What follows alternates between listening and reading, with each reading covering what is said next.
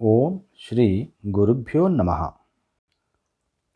ಆಪದಾಂ ಅಪಹರ್ತಾರಂ ದಾತಾರಂ ಸರ್ವಸಂಪದಾಂ ಲೋಕಾಭಿರಾಮಂ ಶ್ರೀರಾಮಂ ಭೂಯೋ ಭೂಯೋ ನಮಾಮ್ಯಹಂ.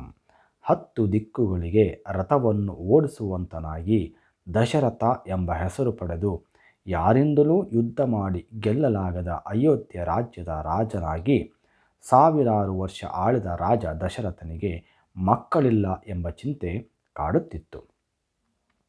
ಕುಲಗುರುಗಳಾದ ವಸಿಷ್ಠರ ಸಲಹೆ ಮೇರೆಗೆ ಇದರ ಪರಿಹಾರಾರ್ಥವಾಗಿ ಋಷ್ಯಶೃಂಗ ಮುನಿಗಳನ್ನು ಮುಂದಿಟ್ಟುಕೊಂಡು ಮಾಡಿದ ಪುತ್ರಕಾಮೇಷ್ಟಿಯಾಗದ ಫಲವಾಗಿ ಅವನ ಪತ್ನಿಯರಾದ ಕೌಸಲ್ಯ, ಸುಮಿತ್ರ ಮತ್ತು ಕೈಕೇಯಿ ಇವರಿಂದ ಕ್ರಮವಾಗಿ ರಾಮ, ಲಕ್ಷ್ಮಣ ಮತ್ತು ಭರತ, ಶತ್ರುಘ್ನರೆಂಬ 4 ಮಕ್ಕಳನ್ನು ಪಡೆಯುತ್ತಾನೆ. ಈ ಮಕ್ಕಳ ತುಂಟಾಟ ಚೇಷ್ಟೆಗಳು ವಿಶ್ವದ ಎಲ್ಲ ದಿಕ್ಕುಗಳಲ್ಲಿ ಪ್ರಖ್ಯಾತವಾಗಿತ್ತು. ಆಗಲೇ ರಾಮನಿಗೆ 15 ವರ್ಷ ತುಂಬಿತು. ಲೋಕೋದ್ಧಾರದ ಕೆಲಸಗಳಿಗಾಗಿ ಗುರು ವಿಶ್ವಾಮಿತ್ರರು ಶಿಷ್ಯನನ್ನು ಹುಡುಕೊಂಡು ಬಂದಿದ್ದರು. ಅವರ ತೇಜಸ್ಸಿನಿಂದಲೇ ರಕ್ಕಸರನ್ನು ಸುಟ್ಟು ಹಾಕುವ ಶಕ್ತಿ ಇದ್ದರೂ ಕ್ಷತ್ರಿಯರ ತೋಳ್ಬಲಗಳಿಂದಲೇ ಕೆಲಸ ಆಗಬೇಕು ಎಂಬ ಕಾರಣದಿಂದ ರಾಕ್ಷಸರನ್ನು ನಿಗ್ರಹಿಸಲು ರಾಮ ಲಕ್ಷ್ಮಣರನ್ನು ಕಳಿಸಿಕೊಡು ಎಂದು ದಶರಥನನ್ನು ಕೋರಿದಾಗ,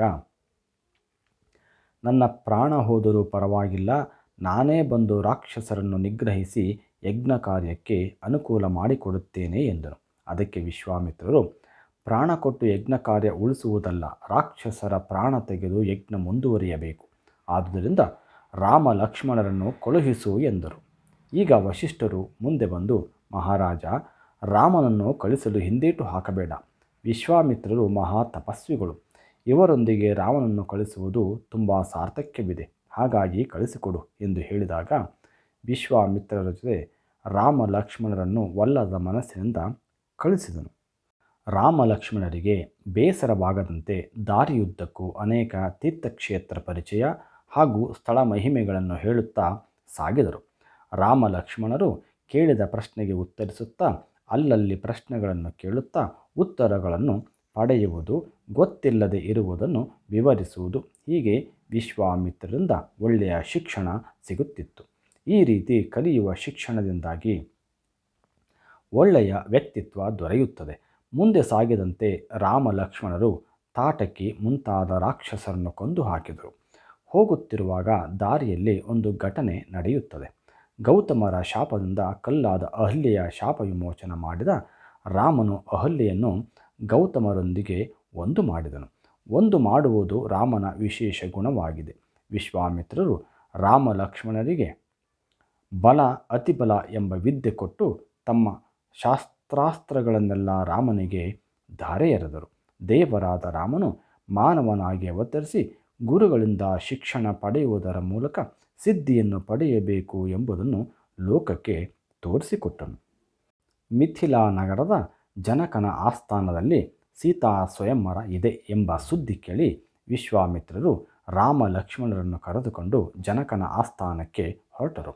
ರಾಮನು ನಡೆದು ಹೋಗುತ್ತಿದ್ದರೆ ಅವನ ಗಾಂಭೀರ್ಯ, ಸೌಂದರ್ಯ, ಧೀರ ನಡಿಗೆ ಇವುಗಳನ್ನು ನೋಡಿದವರು ಅಲ್ಲಿ ಇಲ್ಲಿ ಹೇಳುತ್ತಲೇ ಅರಮನೆಯಲ್ಲಿ ಜನಕನ ಕಿವಿಯ ತನಕ ಬಿದ್ದಿತು.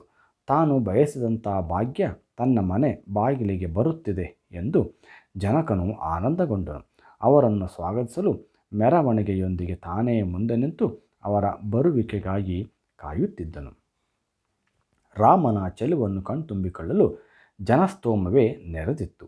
ವಿಶ್ವಾಮಿತ್ರರೊಡಗೂಡಿ ರಾಮ ಲಕ್ಷ್ಮಣರು ಬಂದರು. ಜನಕನು ಅವರನ್ನು ಪ್ರೀತಿಯಿಂದ ಸ್ವಾಗತಿಸಿ ಅವರಿಗೆ ಎಲ್ಲ ರೀತಿಯ ವ್ಯವಸ್ಥೆಯನ್ನು ಮಾಡಿದನು. ಜನಕನ ಹಿರಿಯರಿಗೆ ಮಹಾಶಿವನ ಕೃಪೆಯಿಂದ ಶಿವಧನಸ್ಸು ಲಭಿಸಿತ್ತು. ಅದು ತನ್ನಲ್ಲಿ ಇರುವಂತೆ ಶಿವನಲ್ಲಿ ಪ್ರಾರ್ಥಿಸಿದ್ದನು.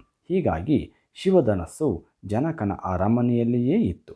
ಜನಕ ಮಹಾರಾಜನ ಆಶಯ ಹೀಗಿತ್ತು: ತನ್ನ ಮಗಳು ಸೀತೆ ಅತ್ಯಂತ ಸುಂದರಿ, ವಿನಯಶೀಲೆ. ಅವಳನ್ನು ಮದುವೆಯಾಗುವ ವರನು ಶಿವಧನಸ್ಸನ್ನು ಹೆದೆಯೇರಿಸಿ ಟಂಕಿಸಿದರೆ ಮದುವೆ ಮಾಡಿ ಕೊಡುವುದಾಗಿ ಷರತ್ತನ್ನು ಇಟ್ಟಿದ್ದ. ಇದಕ್ಕೆ ಬ್ರಹ್ಮನ ವರವೂ ಇತ್ತು. ಯಾರೂ ಅತಿಕ್ರಮಣದಿಂದ ಸೀತೆಯನ್ನು ಕರೆದೊಯ್ಯುವಂತಿಲ್ಲ. 5,000 ಜನಗಳ ಸಹಾಯದಿಂದ ಅಂಥ ಶಿವಧನಸ್ಸನ್ನು ತಂದು ಸ್ವಯಂವರದ ಸಭಾಮಂದಿರದಲ್ಲಿ ಇರಿಸಲಾಗಿತ್ತು. ಸ್ವಯಂವರದ ದಿನ ಬಂದಿತು. ಘಟಾನುಘಟಿ ರಾಜಾದಿರಾಜರೆಲ್ಲ ಸೇರಿದ್ದಾರೆ. ಯಾರು ಎಷ್ಟೇ ಪ್ರಯತ್ನಿಸಿದರೂ ಶಿವಧನಸ್ಸನ್ನು ಅಲುಗಾಡಿಸಲಾಗಲಿಲ್ಲ. ಆಗ ಶ್ರೀರಾಮನು ಗುರುಗಳ ಅನುಮತಿ, ಜನಕ ಮಹಾರಾಜನ ಒಪ್ಪಿಗೆ ಪಡೆದು ಸಭಿಕರಿಗೆಲ್ಲ ವಿನಯದಿಂದ ವಂದಿಸಿ ಧನಸ್ಸನ್ನು ಎಡಗೈಯಿಂದ ಎತ್ತಿ ಹಗ್ಗವನ್ನು ಮೇಲಕ್ಕೆ ಎಳೆಯುತ್ತಿದ್ದಾನೆ. ರಾಮ ಹೆದೆ ಏರಿಸಿದಾಗಲೇ ಅಲ್ಲಿ ಕುಳಿತಿದ್ದವರ ಹುಬ್ಬು ಮೇಲೆ ಇರಿತು. ಎಲ್ಲರಿಗೂ ಆಶ್ಚರ್ಯ, ಮೆಚ್ಚುಗೆ, ಕಿಚ್ಚು ರಚ್ಚು ಮುಖದಲ್ಲಿ ಎದ್ದು ಕಾಣುತ್ತಿತ್ತು. ಇಂತಹ ಅಸಾಮಾನ್ಯ ಕೆಲಸ ಮಾಡಿದವನು ಸಾಮಾನ್ಯನಲ್ಲ ಎಂಬ ಅರಿವಾಯಿತು. ರಾಮನು ಧನಸ್ಸನ್ನು ಎತ್ತಿ ಮುರಿದಾಗ ಆ ರಭಸಕ್ಕೆ ಸಭೆಯಿಂದ ಕುಳಿತಿದ್ದವರ ಮೇಲಿನ ಬಟ್ಟೆಗಳೆಲ್ಲ ಕೆಳಗೆ ಬಿದ್ದಿತು. ಮೋಡಗಳು ತುಂಡು ತುಂಡಾದಂತೆ, ಬೆಟ್ಟಗಳು ಕಡಿದು ಬಿದ್ದಂತೆ ಈ ಸದ್ದು ಎಲ್ಲರ ಎದೆಯನ್ನು ಬಡಿದೆಬ್ಬಿಸಿತು. ಶ್ರೀರಾಮನು ಧನಸ್ಸನ್ನು ಎತ್ತಿ ಮುರಿದ ಕಾರಣ ಲೋಕದಲ್ಲಿ ರಾಮನ ಬಲವನ್ನು ಮತ್ತಷ್ಟು ಹೆಚ್ಚಿಸಿತು. ಜಗತ್ತಿನ ಬೆಳಕು ರಾಮ ಎಂಬಂತೆ ಎಲ್ಲರ ಮನಸ್ಸಿನಲ್ಲಿ ರಾಮನೇ ತುಂಬಿದನು.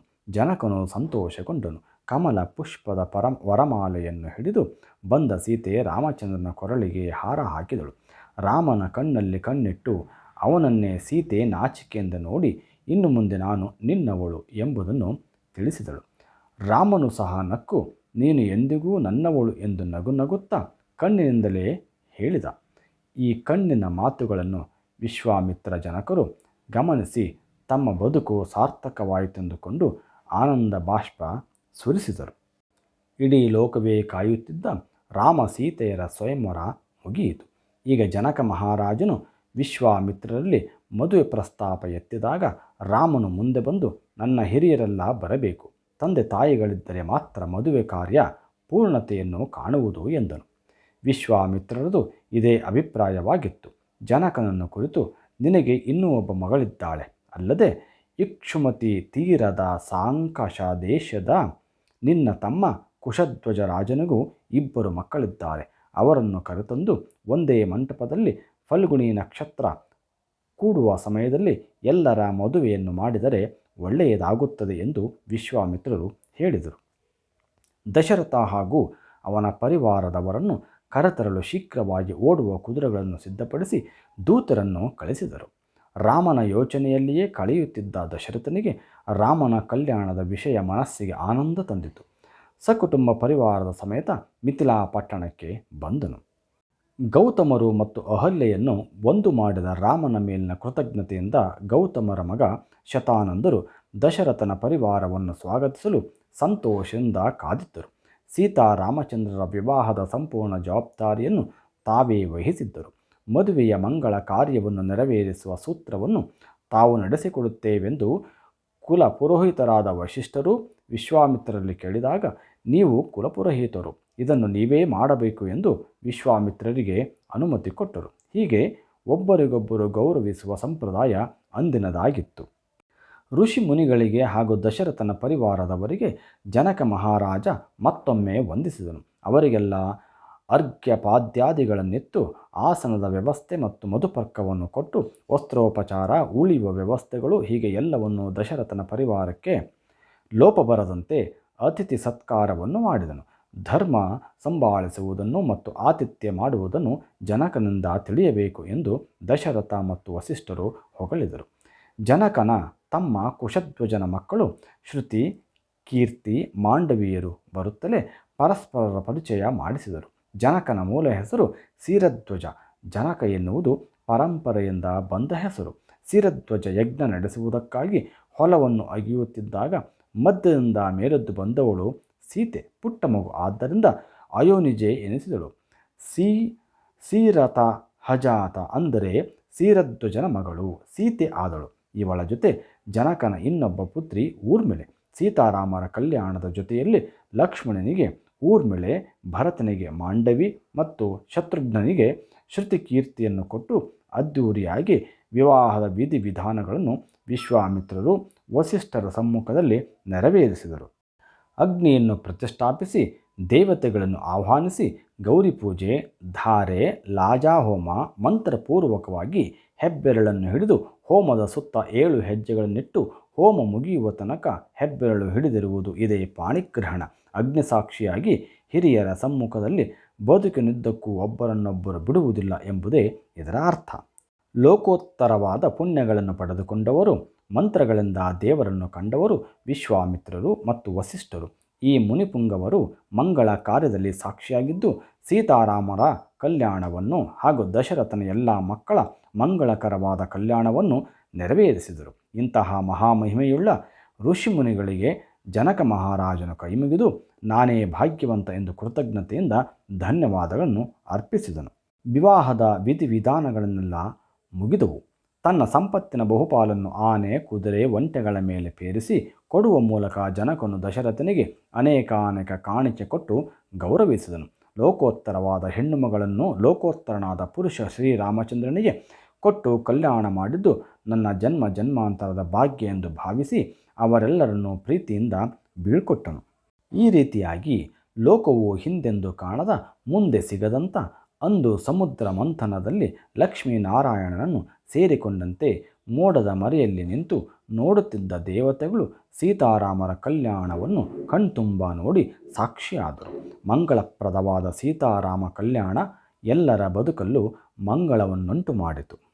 ಇಂಥ ಭಕ್ತಿ ಪ್ರಧಾನವಾದ ಸೀತಾರಾಮಚಂದ್ರರ ಕಲ್ಯಾಣ ಮಹೋತ್ಸವದ ಕಥೆಯನ್ನು ಓದಿದ ನಿಮಗೆಲ್ಲ ಶ್ರೀರಾಮಚಂದ್ರರು ಸನ್ಮಂಗಳವನ್ನುಂಟು ಮಾಡಲಿ.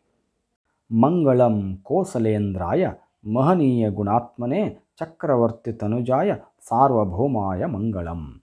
ಸರ್ವೇ ಜನ ಸುಖಿನೋ ಭವಂತು.